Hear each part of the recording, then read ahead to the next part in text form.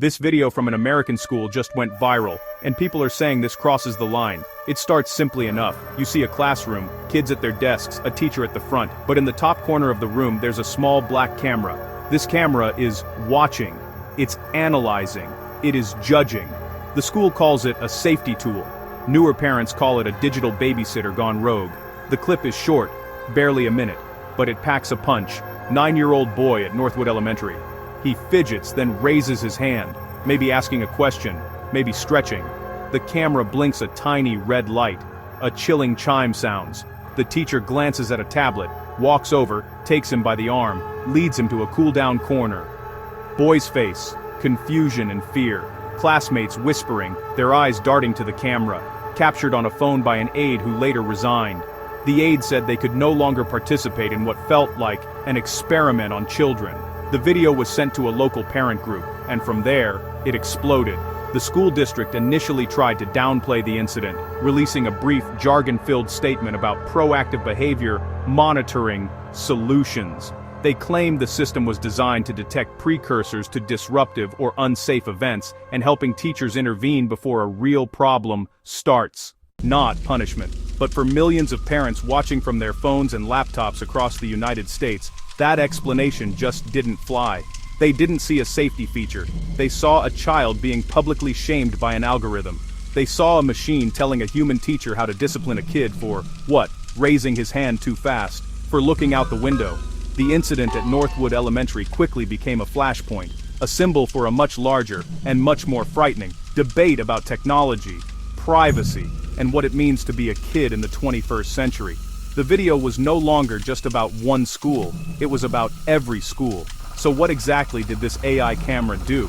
According to the company that makes it, the software uses facial recognition and effective computing to analyze students' expressions and body language in real time. It's programmed to flag behavior that it deems off-task, agitated, or potentially aggressive. The system creates a digital log of each student's behavioral score throughout the day. When a child's score crosses a certain threshold, for smiling too much, for frowning, for fidgeting, it triggers the alert that the teacher is supposed to act on. The school district spent nearly $250,000 on this system, sold to them as the future of classroom management.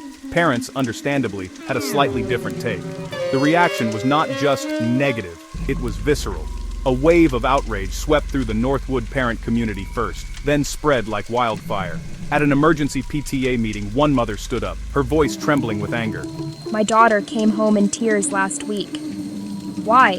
Because the bad camera, as she calls it, beeped at her for laughing at her friend's joke. She was punished for being happy. How is that preparing her for the world? You are teaching our children that normal human emotion is a punishable offense. Another father described how his son, who has ADHD, was repeatedly flagged by the system for being unable to sit perfectly still. This school, which is supposed to support children with different needs, has installed a system that punishes my son for his disability.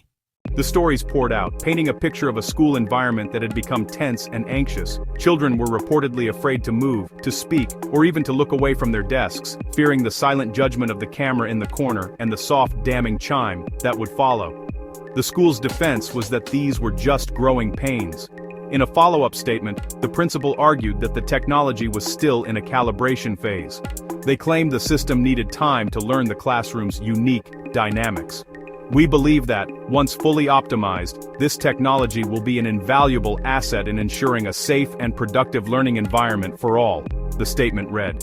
They pointed to a decrease in reported bullying incidents by 15% since the cameras were installed, a statistic that many parents immediately questioned, suggesting kids were now too scared to report anything at all, lest the camera see them talking to a teacher. The internet, as it does, took this local story and turned it into a global phenomenon.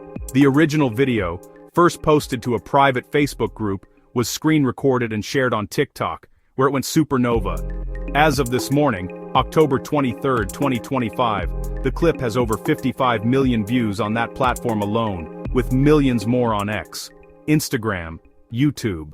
The quotes from parents were powerful and heartbreaking. A mother from Ohio posted a tearful video response that itself got 2 million views, saying, I saw that little boy's face, and I saw my own son. We are so terrified of everything that we're willing to sacrifice our children's spirit just for the illusion of control. This has to stop.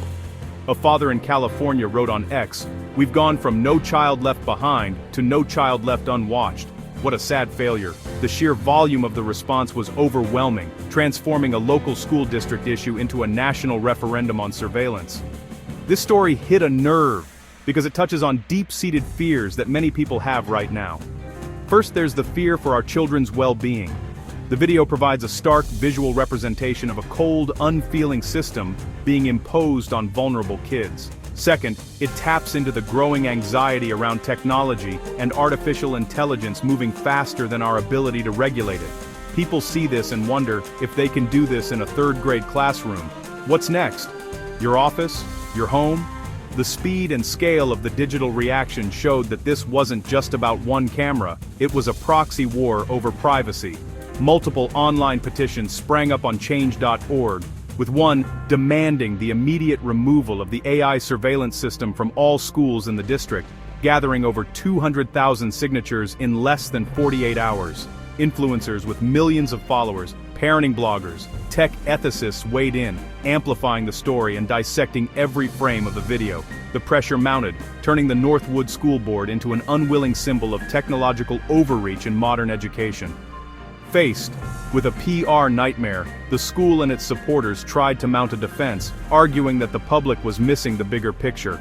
The system was not about punishment, but about support. "Imagine a large classroom with one teacher," she said. "It's impossible to see everything. This system acts as a second set of eyes, alerting our staff to a student who might be struggling emotionally or on the verge of an outburst. It enables us to intervene with compassion, not discipline, before a situation escalates." A small but vocal minority of parents actually came to the school's defense. One father, whose child had been a victim of bullying in the past, wrote a letter to the local paper. "I understand the privacy concerns, I really do," he wrote. "But last year my son was afraid to go to school. Knowing that there is a system in place designed to spot aggression before it happens gives my family a peace of mind we haven't had in a long time. Is it perfect? No. But is it better than a child coming home with a black eye? For me, the answer is yes.